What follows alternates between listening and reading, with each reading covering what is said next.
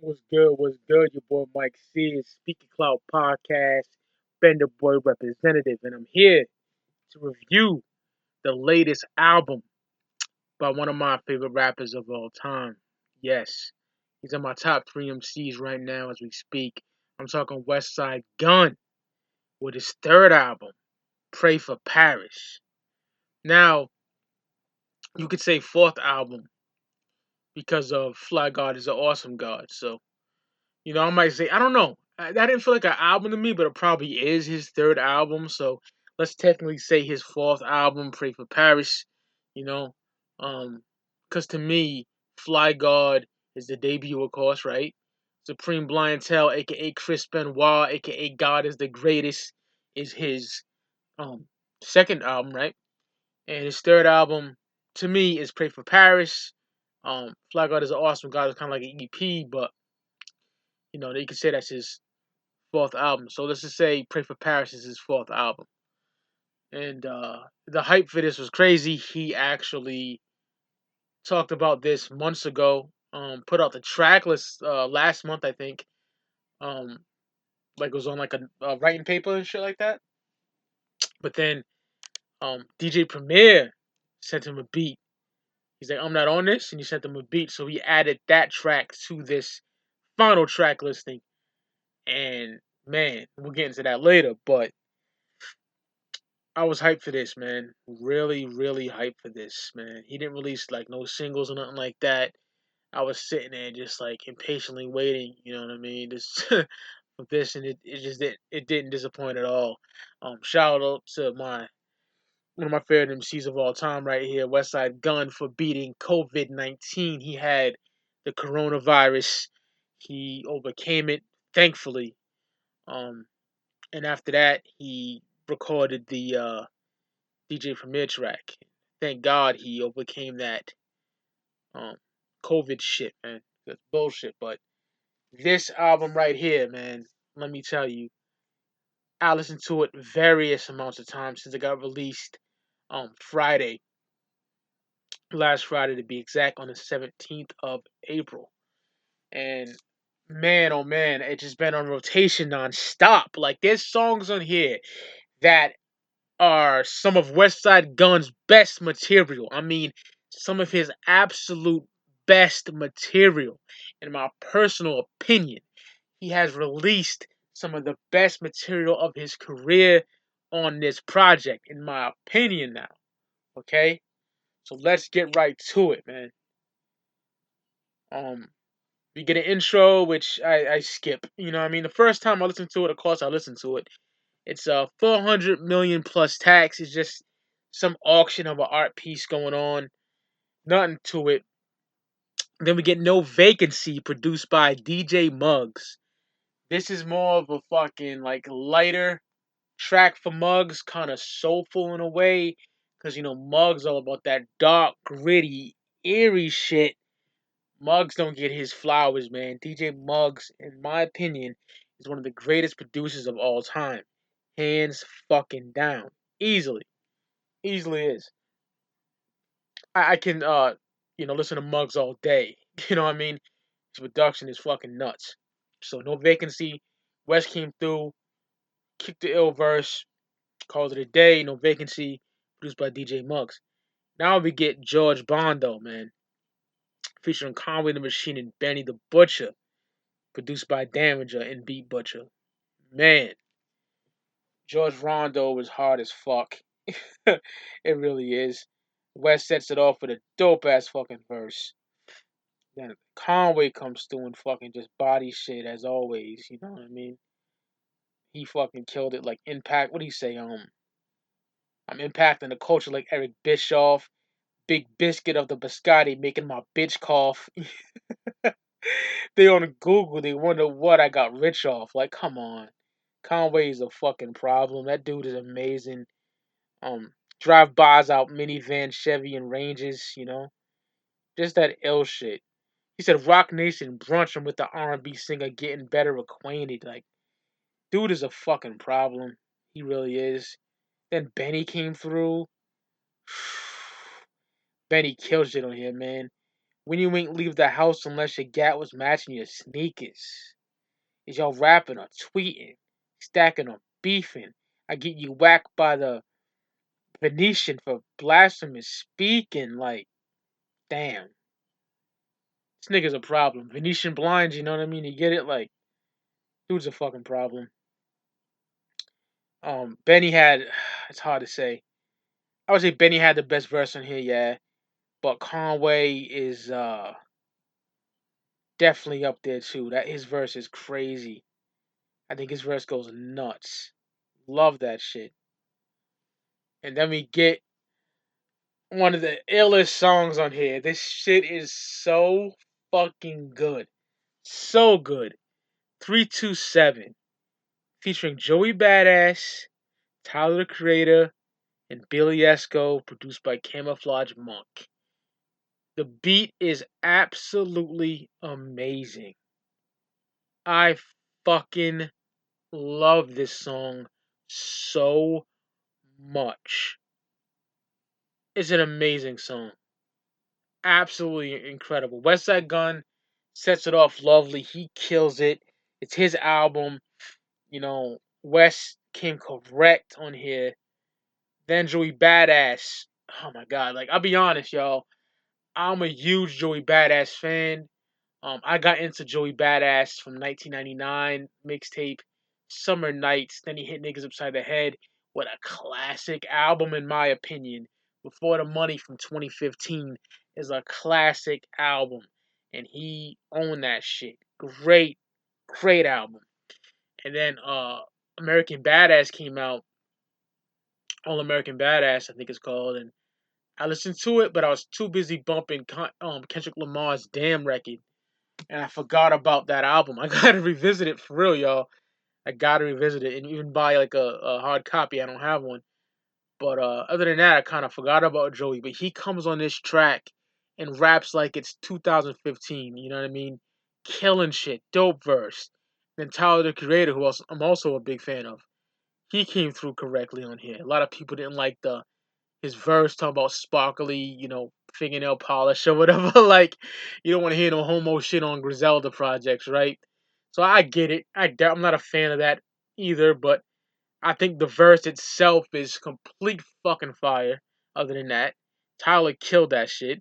I loved it. You know what I mean? That was dope. And Billy Esco on the chorus. You know what I mean? It's so fucking soothing. That song is incredible. 327, amazing song featuring Joey Badass, Tyler the Creator, Billy Esco, produced by Camouflage Monk. So fucking dope. Then we get French Toast featuring Wale and Joyce Rice. She a bad little light skinned bitch, Joyce Rice. She sings on here, also produced by Camouflage Monk. Um, French Toast is very fucking wavy. I like this song quite a bit. I'm not a Wale fan by any stretch of the imagination. Can't name you a fucking Wale song or album with that, nothing. I didn't get a drink. My bad. But yeah, just amazing song. Wale's verse is even good. West came correct with the I'm out here in Paris just crushing on you, bitch. I love that shit. It's so fucking good. French Toast to me could be on if I was in high school, right? Like in 2002, '03, I could hear this on the radio. It sounds like one of those bangers from like the Dipset Junior era. That's what it reminds me of. You know what I mean? Just my opinion. Like that kind of era where shit was fly, and I could just hear that on the radio. You know what I mean? That shit is dope as fuck. I love that song. Dope song. It's kind of like West kind of, you know, he signed a Shady, and he got Rock Nation as management. So kind of making those crossover mainstream tracks, but in a good way without selling out. That's one of them. French Toast featuring Wale and Joyce Rice, produced by Camouflage Monk. Dope track. Now we get Eurostep, produced by Conductor Williams. Eurostep is dope as fuck. I wish it could be a little longer. You know what I mean? But it's very fucking dope. My name's West, but I'm from the East. Fucking ill, man. Dope track. It's short, but I like it. It's really dope, man. Eurostep is a dope ass track.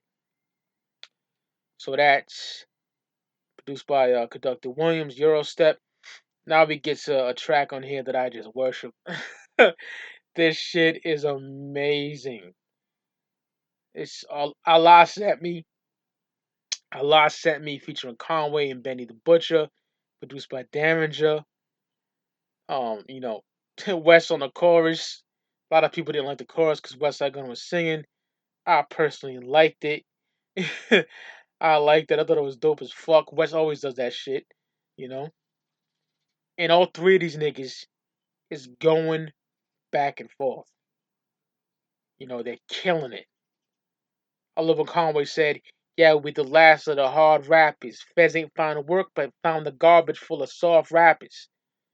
Oh, fire! Like Benny trading bars with Conway and West, amazing.